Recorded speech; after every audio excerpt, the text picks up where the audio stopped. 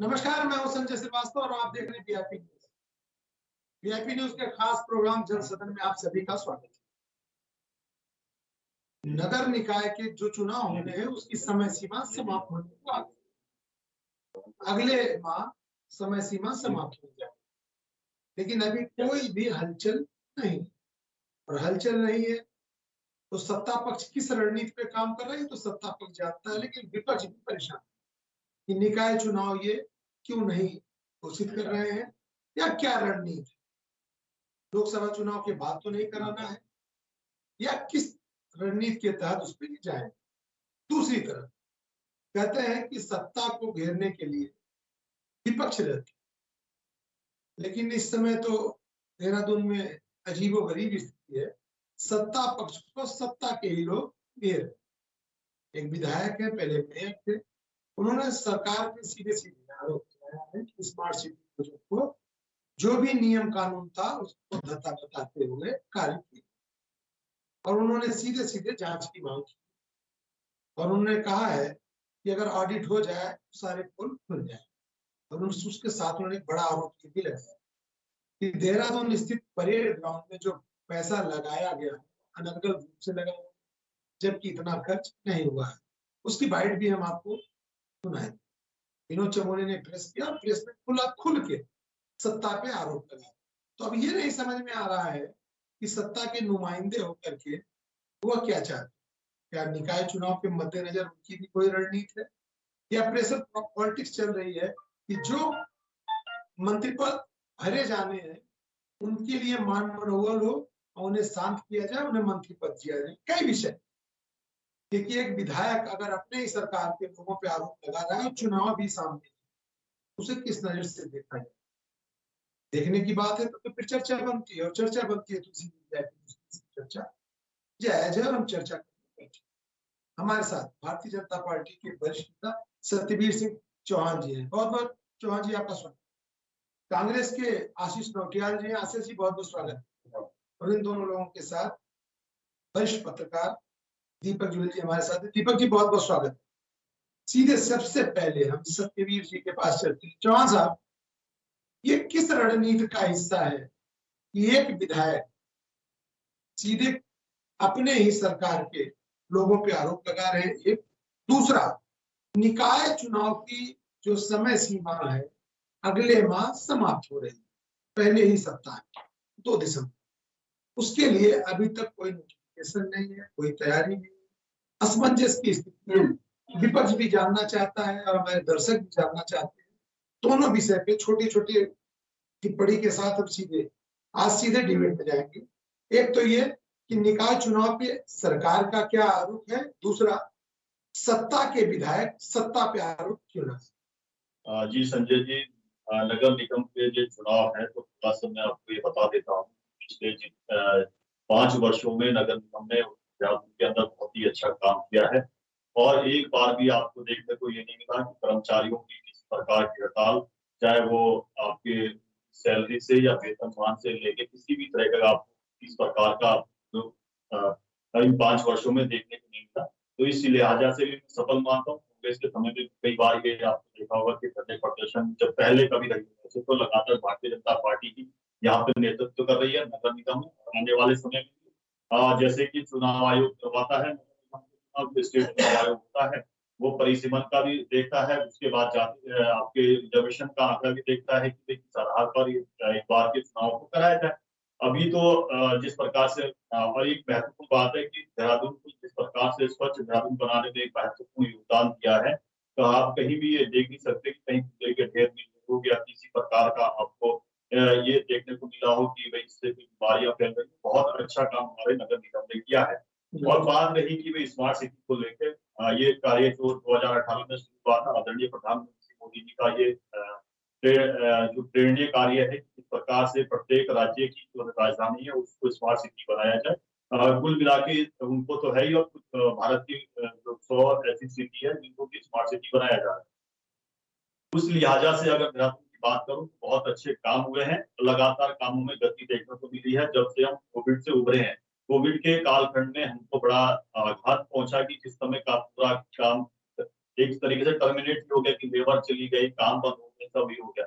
उसके बाद जिस प्रकार से आप देख रहे होंगे देहरादून के अंदर जितने भी चौक चौराहे हैं उनका सुधारीकरण आज की डेट में आप देख सकते हो, कहीं पर भी आपको जाम की स्थिति नहीं। रोडें आज इतनी अच्छी बनी गई है कि अंतर्राष्ट्रीय मानकों को भी अगर आप देखें तो उसका अनुपालन किया गया है। और हमारे देहरादून के अंदर जितना स्मार्ट सिटी का एरिया आता है, उस स्मार्ट सिटी के एरिया को सीसीटीवी कैमरे से लैस कर दिया गया। एलईडी बोर्ड आपकी सूचना के लगा दिए सर गए हैं। सबको दिख रहा है, हमें भी दिख रहा है, थोड़ा सा सर सब सुन लीजिए, हमें भी दिख रहा है, लेकिन आपके विधायक को क्यों नहीं दिख रहा है? अब मैं थोड़ा सा कंप्लीट कर लूं। मैं अपना पक्ष रखना चाहता हूँ, भारतीय जनता पार्टी का प्रवक्ता हूँ मैं, सरकार का पक्ष से प्रवक्ता नहीं, ये स्पष्ट होना चाहिए। और जो मेरे पास सूचनाएं हैं, जो मैंने अपने आप देखा है स्मार्ट सिटी के डायरेक्टर के लिए, और एक मैं आपको बताना चाहता हूँ कि जब तीरथ सिंह रावत जी थे तो स्मार्ट सिटी प्रोजेक्ट के अंदर ही एक गाइडलाइन ऐसे टोटल जो काम होने वो 26 काम है। उसमें से एक काम मैं आपको बताना चाहता हूँ कि जो एनवायरमेंट की दृष्टि से बहुत महत्वपूर्ण है, क्योंकि पूरा विश्व आज त्राहितराही है तो एनवायरमेंट को लेकर ही है। चाहे वो 1991 से लेकर आज हम 2023 में बैठे हुए, 1991 में जो पेरिस कोपेनहेगन में मीटिंग होती है एनवायरमेंट को लेकर, जो भारत लगातार कहता रहा है कि एनवायरमेंट के प्रति हमको सबको सचेत होना चाहिए। बाद में भारत की इस बात को समर्थन किया। इसी के नजर में आप देखिए कि देहरादून के अंदर तीरथ सिंह रावत जी मुख्यमंत्री होते हैं, उन्होंने इलेक्ट्रिकल बसों का संचालन किया इस स्मार्ट सिटी के अंतर्गत। वो योजना है, हमने 3 बसें चलाई और कुछ किलोमीटरों के लिए चलाई थी। आज मुझे कहते हुए गर्व लगता है, संतोष भी होता है कि आज हमारे पास 3 से हम 30 बसों में पहुंच गए हैं, जो देहरादून के अंदर मात्र बसें ट्रेवल करती थी, जिनका लाभ वो अंतर्राष्ट्रीय लेवल की बसें हैं, जो फुल्ली इलेक्ट्रिफाइड है, उनका केवल देहरादून के अंदर वो केवल घूम चलती थी। फिर उसका दायरा बढ़ाया गया, प्रेम नगर से सिद्धोवाला पहुंचाया गया, वहां से सेला कोई से आज वो लांगा जा रही है और मैक्सिमम दूरी को 35 किलोमीटर अभी तय कर रही है। हम 3 से शुरू किए थे, 30 पे पहुंचे। अब देखिए कि हमारी जो काम करने की क्षमता है उसको लगातार उसमें इजाफा हो रहा है। यही नहीं, जो हमारे वात्सल्य डे केयर सेंटर बने हैं, जो बाल विकास के मंत्रालय के अंदर हमने दिए हैं, वहां पे उनके जितने भी उससे संबंधित विषय है, उन विषयों पे काम किया जा रहा है, चाहे उनके स्वच्छ पानी की व्यवस्था, उनके हॉस्टल से कुछ सारी व्यवस्था है। अगले इसमें मैं आपको और बताऊंगा कि हमने और क्या क्या किया है।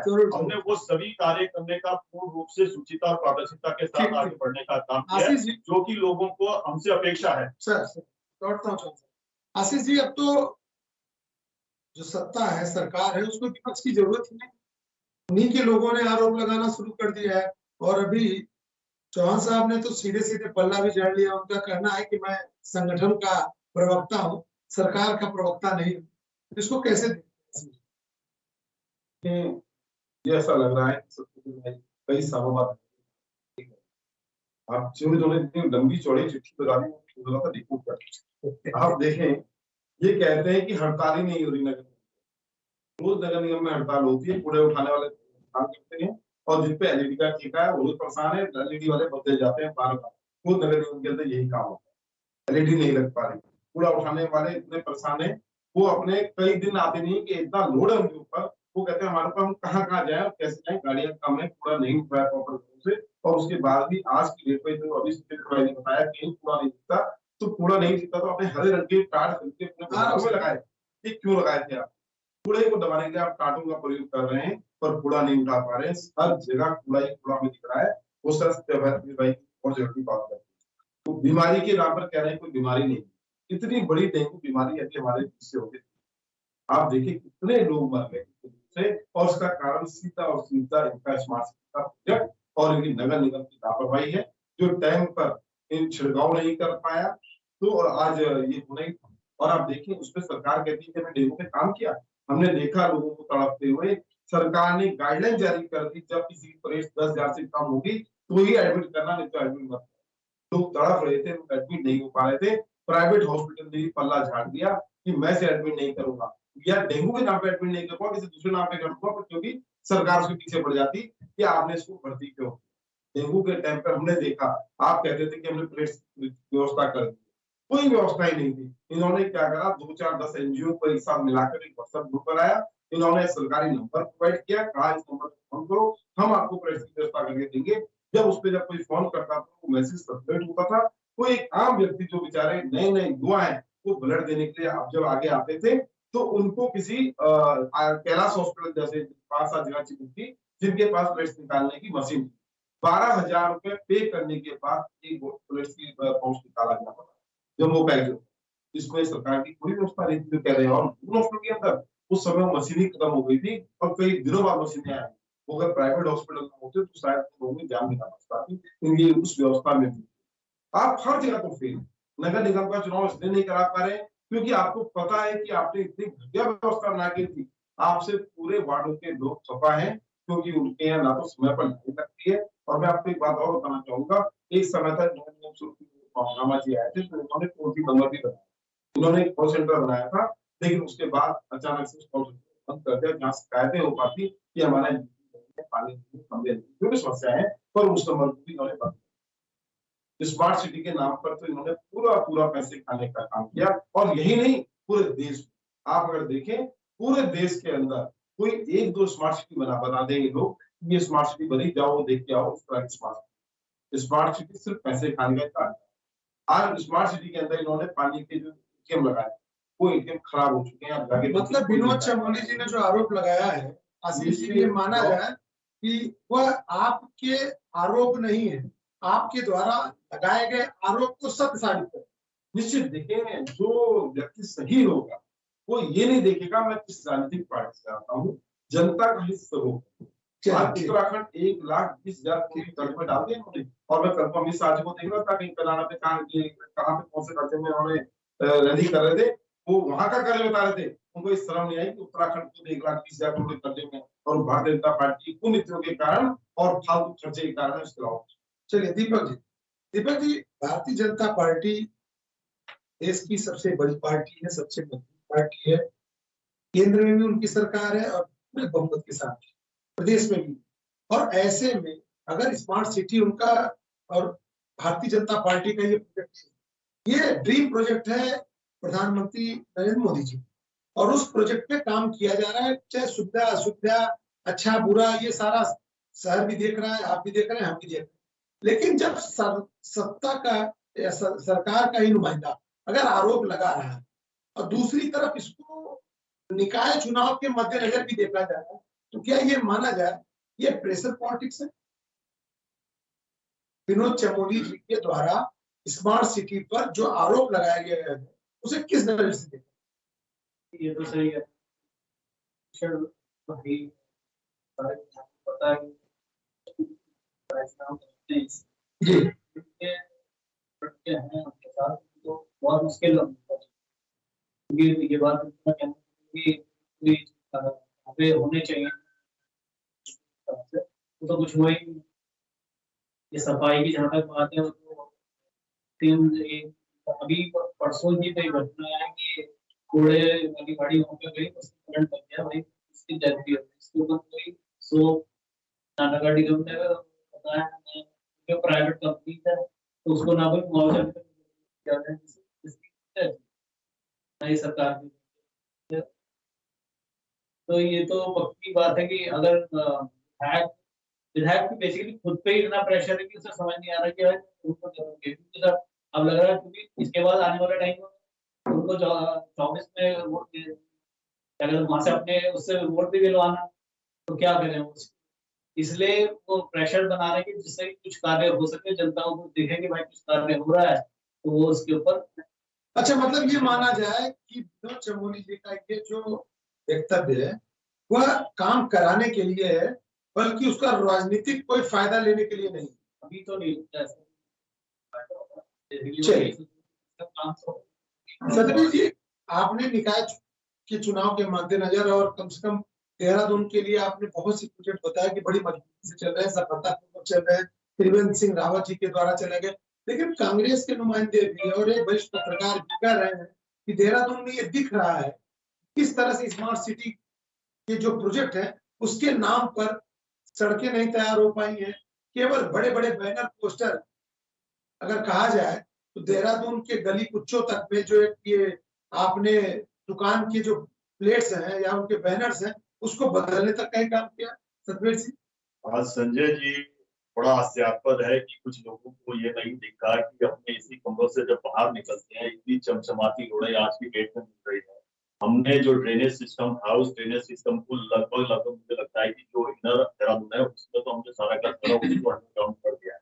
यही नहीं जो केबलिंग है जो अगर सरल भाषा में कहूँ तो बिजली के तारे हैं उन तारों को भी हमने अंडरग्राउंड करने का लगातार काम चल रहा है। आने वाले समय में ये पूर्ण रूप से आपको देखने को मिलेगा कि जिस प्रकार से ये काम है। एक बात और नगर निगम से विषय में आपको संजय जी आपको ध्यान में लाना चाहता हूँ कि कांग्रेस ने कभी भी उत्तराखंड के प्रति उसके मतलब कि उसके स्वच्छता के बारे में उसके विकास के बारे में क्या काम किया जाए उसको कभी नहीं सोचा। हमारे समय पे ही त्रिवेंद्र सिंह रावत जी थे यहाँ के जो कूड़ा इकट्ठा होता है उसका निस्तारण कैसे किया जाए उसको अलग कैसे किया जाए।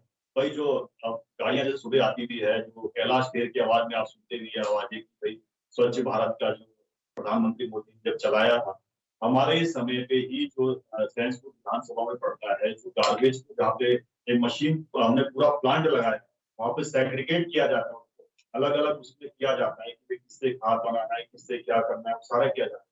हमने बहुत ही ईमानदारी से और बड़ी ही निष्ठा से पूर्ण रूप से कैसे कार्य किया जा सकता है हमने किया है।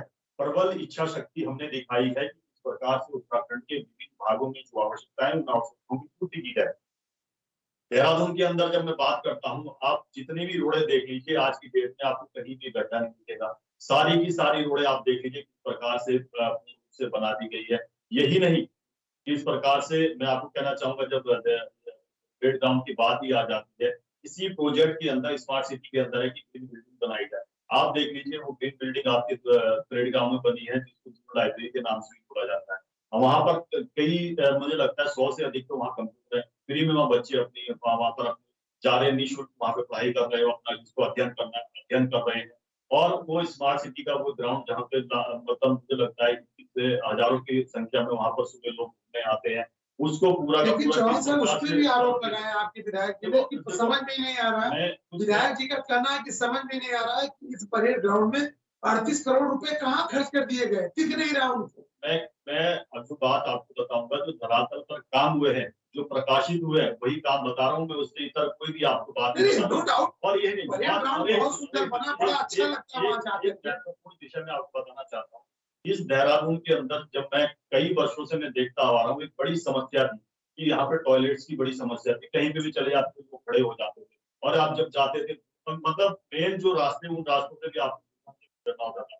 आज देहरादून के अंदर स्मार्ट टॉयलेट बनाए गए हैं वो इसी दृष्टि से इस स्मार्ट सिटी प्रोजेक्ट के अंदर बनाए गए। हम वो सारे काम कर रहे हैं जो सारे काम करने चाहिए तो और यही नहीं हमने ये भी तय इसी स्मार्ट सिटी के अंदर जो वाटर एटीएम लगाए गए हैं उन एटीएम को भी हमने संचालित किया है वो सारे काम कांग्रेस ने अपने कार्यालय में लगाया वो बंद हो गया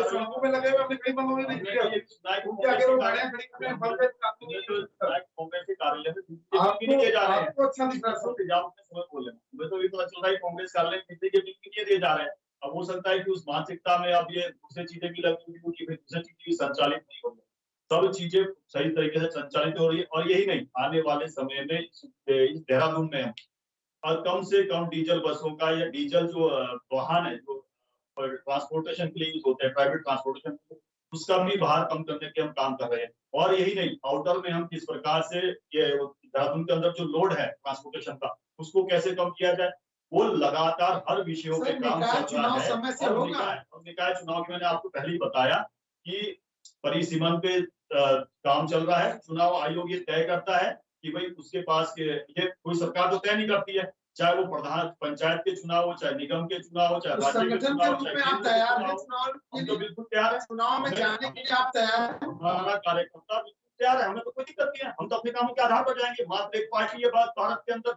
जो अपने कामों के आधार पर जाती है और कहती है कि अगर हमने काम किया है आपसे जो वादे किए थे अगर हमने उसको पूर्ण किया है तो हमें वोट दीजिए। अब उसका नतीजा आप देख लीजिए उत्तराखंड के सारे इतिहास बदल के 2017 में देख लीजिए। चलो उस समय तो मान लेते हैं कि 2017 में तो कांग्रेस की जो नीतियां थी जो पॉलिसी पैरालिसिस थी भ्रष्टाचार चरम पर था उस कारण से हो सकता है कि हमारे कुछ आंकड़े बढ़े हों। मगर जब मैं 2022 में आता हूँ 5 साल का मेरा कार्यकाल था हमने जनता के बीच में गए भाई हमने अगर आपसे किए गए वादों को पूरा किया है अगर हमने आपके जनादेश का सम्मान किया है तो हमें वोट देना। आप देख लीजिए वो बैसाखियों वाला ट्रेंड 2022 में भी टूटा है। ये तो आपने देखा है कि किसी को 25 आगे मिलती, किसी को 25 का नहीं, वो तो था ही, किसी को 25 मिलता था, किसी को 30 मिलता था, किसी को 31 मिलता था। उसके बाद आके घूमने के लिए बैसाखी को सार लेता था। उसके बाद आप देखते ही किस प्रकार के खेल होते थे जो बैसाखी में सारे आते थे। तो हमने वो सारी परिपाटी बंद करी है। हमने विशुद्ध रूप से किस प्रकार से शुचिता और पारदर्शिता को केंद्रित करना चाहिए वो हमने किया है। आशीष जी, पूरी लगन से हम काम कर रहे हैं। आशीष जी, लोगों को चौहान बड़ी जी, पीड़ा और मरोड़े हो रही है तो लगातार आने वाले समय में संकेत आपको देखने को मिलेंगे। उस पर चिंता करने की कोई आवश्यकता नहीं आशीष है। जी, सतबीर भाई का तो सीधे सीधे कहना है पूरा देहरादून सुंदर है, सड़कों में कोई गड्ढे नहीं है, कोई जाम की स्थिति नहीं है, फर्स्ट क्लास है, परेड ग्राउंड भी बहुत सुंदर है, फिर काहे का आरोप प्रत्यारोप था? देखिए जिसने हरे चश्मे पहने हैं उसे तो अच्छे इच्छा दिखती, उन्होंने तो हरे चश्मे पहने में गंदगी नहीं दिखेगी, तो चश्मे पहना रखे हैं, बात सिखा सिखा के पहनाते हैं। और झूठ इतना शुरू से लेके जहां शुरू होते हैं लास्ट तक झूठी झूठ बोलते हैं। आप कह रहे हैं टॉयलेट बन के जगह जगह पे टॉयलेट, मुझे बताओ यहाँ से जिस जगह पे आप बैठे हैं सिर्फ 3 किलोमीटर की जब टॉयलेट बताओ कौन सा बना हुआ है? टॉयलेट एक टॉयलेट नहीं है। यहाँ पे जो ये नदी है ना, नदी के किनारे 5-6 बॉक्स लगा रखे हैं टॉयलेट। उस बॉक्स में अंदर कोई जा नहीं सकता, खुद जाके दिखा दो मान जाएंगे आपको। तो पैसा नदी चलो मैं आपको दिखाता हूँ, आप उसी टॉयलेट में जाना पकड़ा जाएगी। इतनी गंदगी, सफाई नहीं होती, इतना झूठे लोग हैं।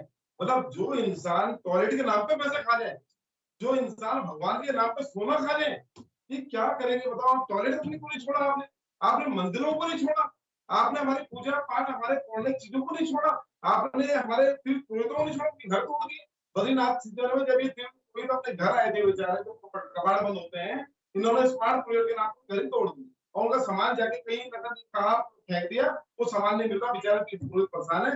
वो तक इनको श्राप दे रहे हैं कि लोगों के जो राज है उसके राज में इनको श्राप दे। आज खुद जब इंसान के बस की नहीं रही तो भगवान को खुद प्रकट होना पड़ा। देखिए जाकर जहाँ पे घटना हुई वहां सुबह से उसमें लाइव चल रहा है कि भगवान खुद प्रकट हो गए, शिव शंकर भगवान की आकृति बन गई पानी के रूप से, शिव शंकर भगवान उसमें तांडव कर रहे थे। तो आज आप लोगों ने क्या करा, क्या व्यवस्था है? गाय के नाम पे खाते हैं। 2013-14 के बाद से गाय सड़क पे दिख जाए पनी खाते हुए, उससे पहले कभी नहीं दिखे हुए। गाय की राजनीति हो गई। हर झूठ, कितना झूठ बोलेगा। अभी आप बता रहे थे कि इन्होंने वो बना दिया क्या, यहाँ पे जो परेड ग्राउंड बनाया है लाइब्रेरी, उस लाइब्रेरी में 1000 रुपए लेते हैं शायद, 1000 रुपए तब जाके लाइब्रेरी जा सकते हैं। वहां भी झूठ बोलने का काम। नगर निगम चुनाव क्यों टाले? आप कह रहे हैं कि इसलिए टाले क्योंकि चुनाव आयोग काम नहीं कर पाया। कहा था चुनाव आयोग 5 साल तक क्या काम कर रहा था? जब नगर निगम चुनाव 5 साल पहले हो चुके थे उत्तराखंड में, तो 5 साल क्यों वगैरह आपने इस काम में लगाया था? तो जो उसमें फुर्सत नहीं थी किसका परिसीमन होना है, इसमें ओबीसी सर्वे करना है, क्या करना है, क्यों नहीं कर पाया? 5 साल बाद उसे याद करवाई जब डेट खत्म होने वाली थी कि अब चुनाव करना है। कोर्ट जाता है उसके बाद आपने नहीं तो समय पे कराएंगे, पर आपने चुनाव समय पे कराने का काम नहीं किया क्योंकि आपको वहाँ प्रशासन बैठाना है और उसके थ्रू आपको नगर निगम के अंदर भी घोटाले करने हैं। आपने नगर निगम के अंदर भी घोटाले करने का काम कर दिया क्योंकि आज की डेट में घोटाले करते हैं। कांग्रेस के पार्षद भी है, दूसरे पार्षद भी है, तो आप घोटाले पूरे नहीं कर पा रहे। अब पूरा सब कुछ आपका चलेगा। पहले ही आपने घोटालों की तो वहां छड़ी लगा रखी है। आपने छड़ी ना लगाई होती तो मेयर साहब को टिकट काटने की बात करते हैं, बात की टिकट नहीं मिलेगा क्योंकि मेयर साहब ने इतने घोटाले कर दिए। और बताइए थोड़ा अफसोस होता है तानाशाह लोग। आप एक नेगी जी थे जिन्होंने कुछ टाइम पहले आवाज उठाई थी वकील साहब ने कि इन्होंने मेयर साहब ने जो है हजारों का घोटाला कर, और उन्होंने ही बोला था इनकी पार्षद कमली भट्ट ने भी घोटाला कर रखा है। उन्होंने ही बताया इनके महानगर अध्यक्ष ने भी घोटाला कर रखा है। उन्होंने ये भी बताया कि 2 मंत्री के नाम भी मैं बोलूंगा। वो नेगी का या तो पैसे दे दिए या उसको धमकी दे दी। इतने बदमाश लोग हैं। उसके बाद के पास लगातार इनके लिए लाइन में विकास पड़ जाए, इनकी बेईमानी किस तरह से बेईमान हो गई। आशीष जी ने जिस तरह से विकास कार्यों के नाम पे उन्होंने पूरी फेडिस की, उसको इन्होंने आरोप के साथ जोड़ा है, तो जवाब लेना बनता है।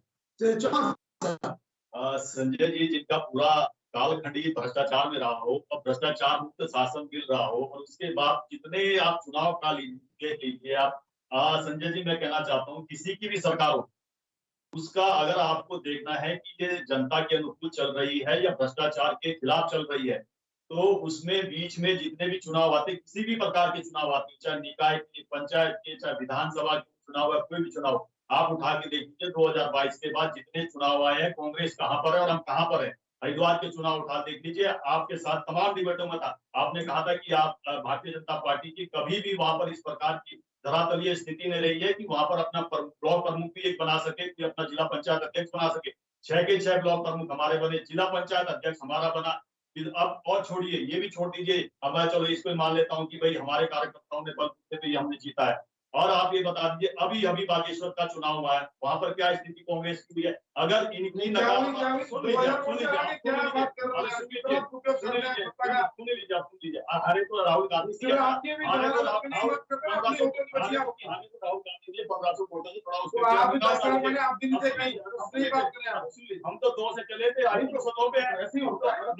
आप चले थे 400, आप चले थे 400, आप चले थे 440 पे। आप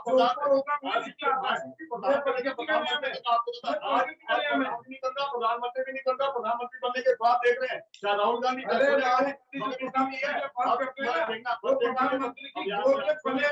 आप कैसी बात कर रहे हैं?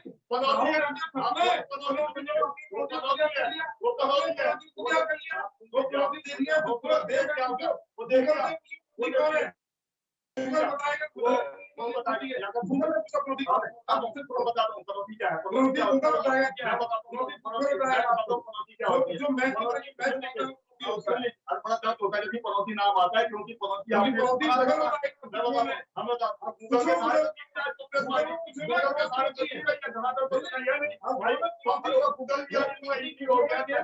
प्रधानमंत्री मोदी जी के आने के बाद इतना सस्ता हो गया गूगल भी, कि जो पहले जो 1 GB नेट होता था, 1 होता था 400 रुपए का,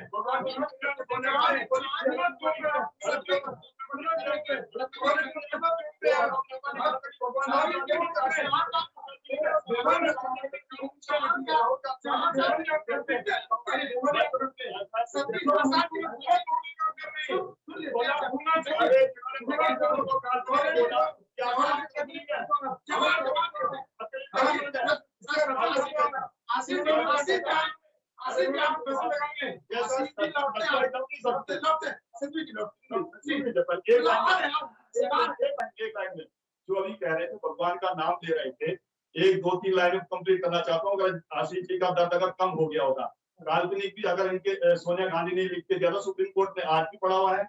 अगर आशीष जी के लिए भी राम काल्पनिक है तो बता दे, राहुल गांधी और उस परिवार के वो तो पनौती है। और उसके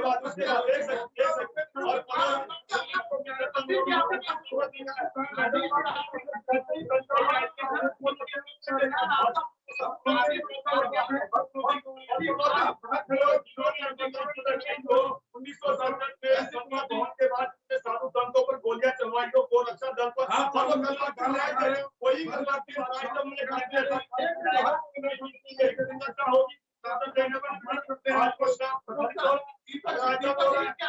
जो सत्ता है क्या आरोप की जवाबदेही बनती है और नहीं बनती है। और ये जनता ने चाहे कांग्रेस है चाहे बीजेपी है, ये सुनने के लिए तो आप लोगों को जिताया नहीं कि भाई वो चोर थे और हम भी चोर हैं, क्या हो गया उसने अठन्नी चुराई मैंने एक जैसे नॉट अ फिगर। बेसिकली आप सत्ता में अगर आज बीजेपी है तो बीजेपी मतलब कम से कम करप्शन दूर करके ही चीजों को चलना है। अगर इतने सारे आरोप छोड़ी भ्रष्टाचार पे 0 टॉलरेंस सरकार पे ही जाती है। नीरज सिंह जी ने ब्लॉक खोल दी थी इनकी। नीरज सिंह जी ने मुस्लिम थे, उन्होंने बोला जो जमानत पे पूरा परिवार हमारे को बताएंगे, नेशनल अवार्ड से लेके कोर्ट के केस में कितने वोट आना स्वतंत्र आपके पहला वोट आना वो बताएंगे और जब स्वास्थ्य के बारे में बात कर लेते हैं संजय जी आपको बताएंगे 265 किताबें लिखी है और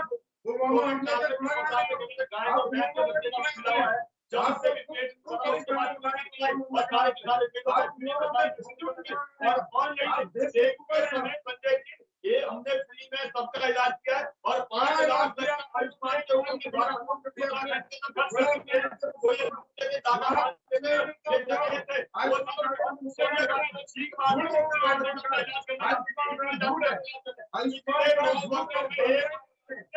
सोनिया गांधी वहां गई क्योंकि सरकारी पैसा वो मिल रहा, काम बंद हो गया और सारी सरकारी सुविधाओं का जो लाभ उठाया जाता था, जो पिछले दरवाजे से लाभ उठाया जाता था, छीन भी आती थी। सोनिया गांधी अमेरिका से लेके उन तमाम देशों में जाती थी। आज क्यों वेदांता से लेकर जितने सरकारी अस्पताल वहां क्यों जा रही है? ये सारी चोरी की दुकानें इनकी बंद हुई है, इसीलिए आज इनके पेटों में दर्द है कि भ्रष्टाचार का एक पैसा इनकी जेबों में नहीं जा रहा है। क्योंकि आज वो सारा का सारा रोड किया और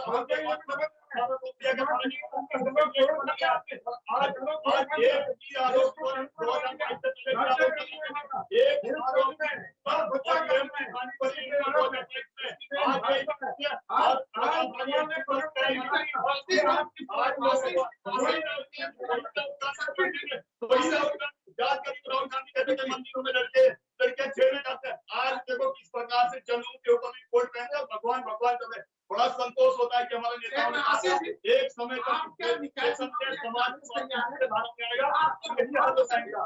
आज डिबेट किया निकाय चुनाव में कांग्रेस तैयार है।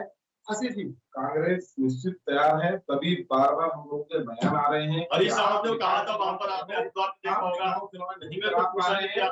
ये सरकार का फेलियर दिखाता है।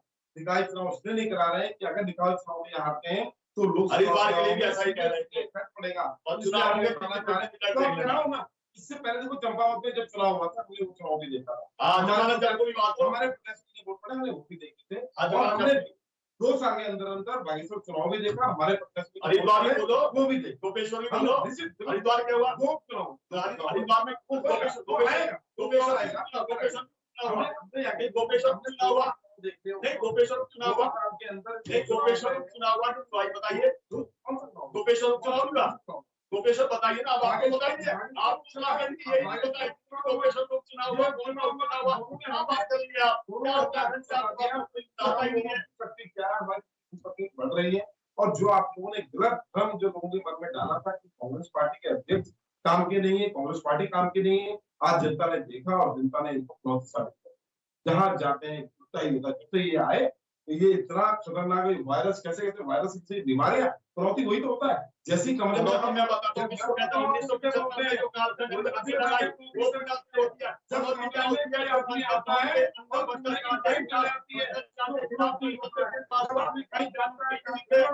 आते हैं राहुल गांधी उसको फाड़ दिया अंतर में वो भी होती है। और मनोती क्या होती है? मनोती ये होती है किसी की नेम प्लेट को बाथरूम के अंदर फेंक देना और कब्जा राष्ट्रीय अध्यक्ष बनाओ के साथ आगे ये मनोती होती है।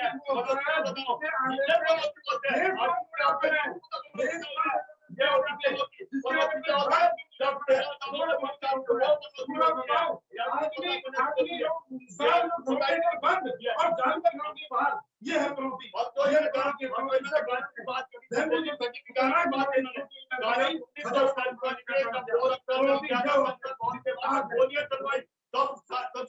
महाराज ने कहा था इंदिरा गांधी को कहा था हमारे माता वो देख रहे हैं आज बोले तो मंदिर आज घूम रहे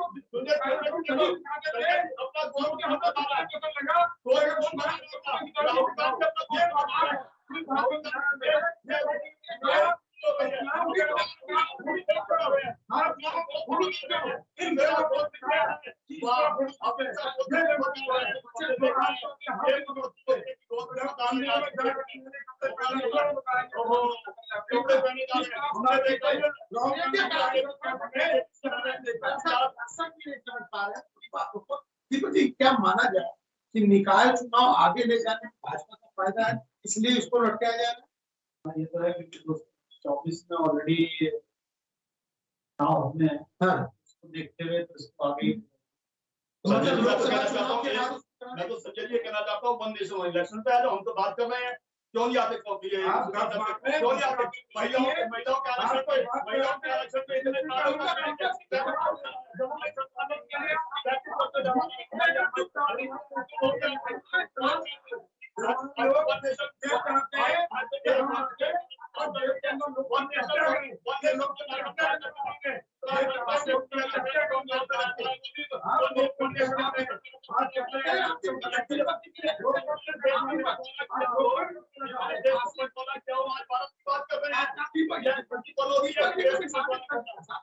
दीपक जी प्लीज। हाँ दीपक। हाँ जी, बेसिकली आप चुनाव कराना सरकार का कार्य है। अब बीजेपी कह रही है कि हम करा सकते हैं तो करा दें।